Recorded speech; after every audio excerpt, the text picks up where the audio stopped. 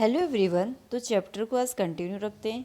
तो कल हम पढ़ रहे थे अपना सेल के एनिमल सेल के बारे में। जो एनिमल सेल थी उसमें अपन ने पढ़ा था उसके कुछ फंक्शन, जैसे कि ईआर मतलब एंडोप्लाज्मिक रेटिकुलम के बारे में पढ़ा था। और एंडोप्लाज्मिक रेटिकुलम उसमें अपन ने क्या पढ़ा था, जो एंडोप्लाज्मिक रेटिकुलम होती है उसमें दो टाइप्स की पाई जाती है। एक तो क्या होगी स्मूथ सरफेस और एक क्या होगी रफ एंडोप्लाज्मिक रेटिकुलम। अब इन दोनों के वर्क भी क्या होते हैं, अलग अलग होते हैं, जो क्या करते हैं सेल में अलग अलग वर्क करते हैं। तब देखिए आगे for some of the biochemical for इसमें आगे देखिए अपना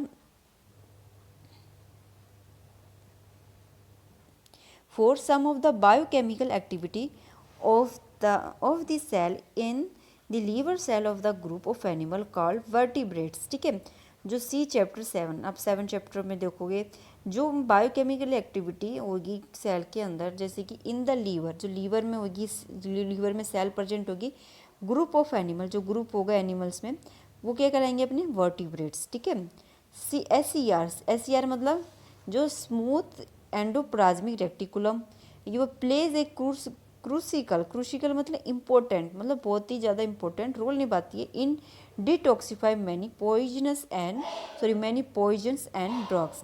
जो एस सी आर मतलब स्मूथ सरफेस होती है एंडोप्लाज्मिक रेटिकुलम की, वो प्ले करती है एक क्रूशियल इंपॉर्टेंट रोल किसको, डिटॉक्सिफाई मतलब साफ करने को, मैनी पॉइजन्स जो मतलब जहरीले पदार्थ होते हैं, ड्रग्स होते हैं अपनी बॉडी सेल के अंदर। तो ये क्या होगी अपनी एनिमल सेल होगी, सॉरी प्लांट सेल होगी। प्लांट सेल की स्ट्रक्चर ऐसी बना रखी है इन्होंने। ठीक है, प्लांट सेल के अंदर क्या होगा, सबसे पहले देखो अपना मेन चीज़ क्या होती है, न्यूक्लियस हो गया, न्यूक्लियस अपन ने डिफाइन कर दिया। उसके बाद अपना क्लोरोप्लास्ट हो गया। ठीक है, अब देखो इसमें देखो स्मूथ एंडोप्लाज्मिक रेटिकुलम, ये कहाँ पाई जा रही है, ये वाला जो छोटे छोटे चीज़ होंगे पार्ट होंगे स्मूथ एंडोप्लाज्मिक रेटिकुलम। देख इसके पास lysosome, rough endoplasmic reticulum, rough होंगे तो वो क्या होंगे, इस तरीके से स्ट्रक्चर पाई जाएगी। रफ मतलब कि जो चुभने वाले मतलब खुरदरे, स्मूथ होगी तो बिल्कुल प्लेन पाई जाएंगी। आगे देखिए ये गोल्जी अपीयरेंस होंगी, और ये सारे क्या क्लोरोप्लास्ट, साइटोप्लाज्म होंगे, माइटोकॉन्ड्रिया होंगे, और ये क्या होगी अपनी सेल वॉल होगी। और अब सेल वॉल के बाद अपनी इसके बीच दो दो लाइन है ना, तो एक क्या होगी सेल मेम्ब्रेन होगी पतली वाली, और दूसरी बाहर की क्या होगी सेल वॉल। आगे देखिए गोल्जी अपर्चर्स, जो गोल्जी अपर्चर्स क्या होते हैं, the Golgi apparatus the first describe by Camillo Golgi, जो फर्स्ट डिस्कवर किसने किया, कैमलियो गोल्जी ने, consist of the system of membrane bound vessels. अब देखिए गोल्जी अपर्चर्स ये क्या होते हैं, the Golgi apparatus first describe by Camillo Golgi consist of a system of membrane bound vessels. ठीक है, अब जो गोल्जी अपर्चर हो गए फर्स्ट कहाँ डिस्क्राइब करके, कैमलियो गोल्जी में। कैमलियो गोल्जी क्या था, एक साइंटिस्ट का नेम था। ठीक है, उन्होंने जो डिस्कवर किया तो अपने नेम के अकॉर्डिंग उन्होंने गोल्जी अपर्चर इसको नाम दे दिया। Consist of the system of membrane bound vessel, तो गोल्जी अपीयरेंस होती है किसने दिया, डिस्कवर की थी, कैमलियो गोल्जी ने की थी। और जो सिस्टम होता है मेम्ब्रेन जो बाउंड होता है वेसल्स में, जो फेटल स्केयर्स होते हैं अरेंज होता है approximately parallel to each other in stack called क्रिस्टेंस। ठीक है, these membrane often have connected with the membrane of ER. अब जो ये गोल्जी अपीयरेंस होती है वो क्या थी, मेम्ब्रेन इसकी मेम्ब्रेन होगी वो किसके साथ कनेक्ट होगी, ईआर मतलब कि एंडोप्लाज्मिक रेटिकुलम से, and therefore consist another portion of a complex cellular membrane system. और जो दूसरा जो पोर्शन होगा वो किससे होगा, कॉम्प्लेक्स सेलुलर मेम्ब्रेन सिस्टम से। The material synthesise near the E R is package and dispatches to various targets inside and outside the cell through the Golgi apparatus। जो मटेरियल्स होता है जो सिंथेसाइज कहते हैं near the E R endoplasmic reticulum के पास से, इस package जो पैकेज होता है एंड डिस्पैचेज जो उसको आगे भेजा जाता है, डिस्पैचेज मतलब भेजना, आगे की तरफ भेजना, टू वेरियस टारगेट बहुत सारे टारगेट में भेजते, इनसाइड एंड आउटसाइड अंदर और बाहर की तरफ, the cell through the Golgi apparatus, जो सेल होती है किसके माध्यम से, गोल्जी अप्रिएचर के माध्यम से। Its function included the storage modification and packaging of product in vessel, और जो फंक्शन होता है वो इंक्लूड होता है स्टोरेज, मॉडिफिकेशन में और पैकेजिंग में किसी भी प्रोडक्ट की इन वेसल्स में।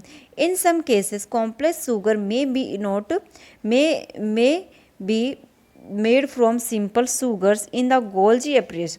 अब जो कॉम्प्लेक्स होगा वो शुगर वो किससे बने, simple sugar in Golgi apparatus में।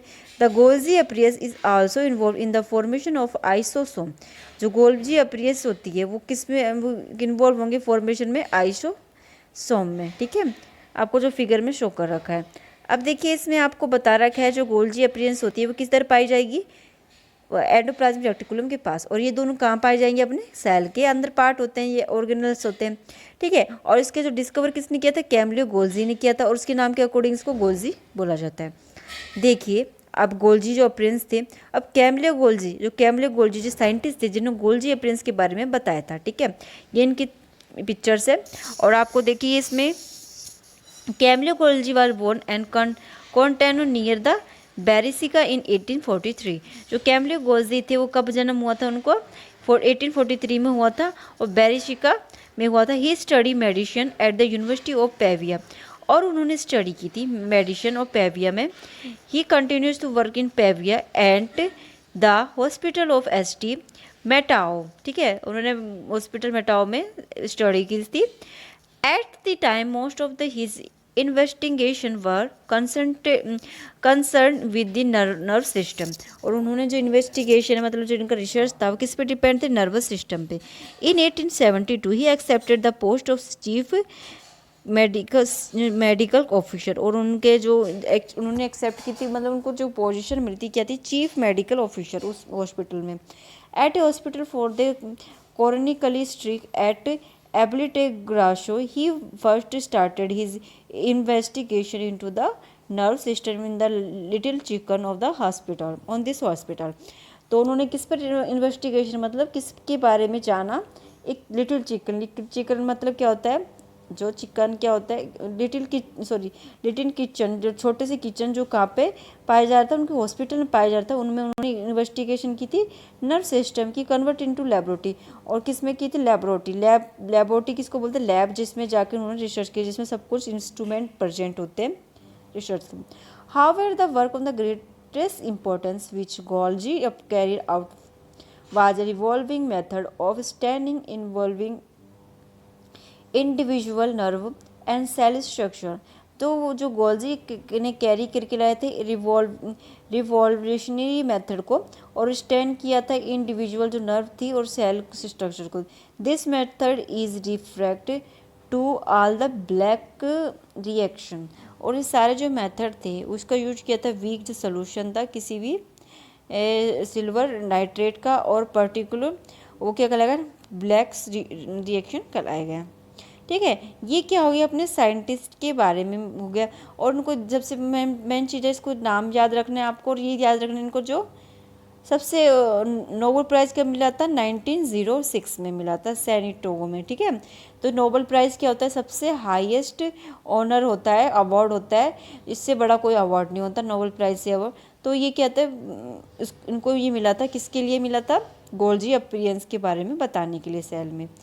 ठीक है, तो आज के लिए सिर्फ इतना ही। Thank you.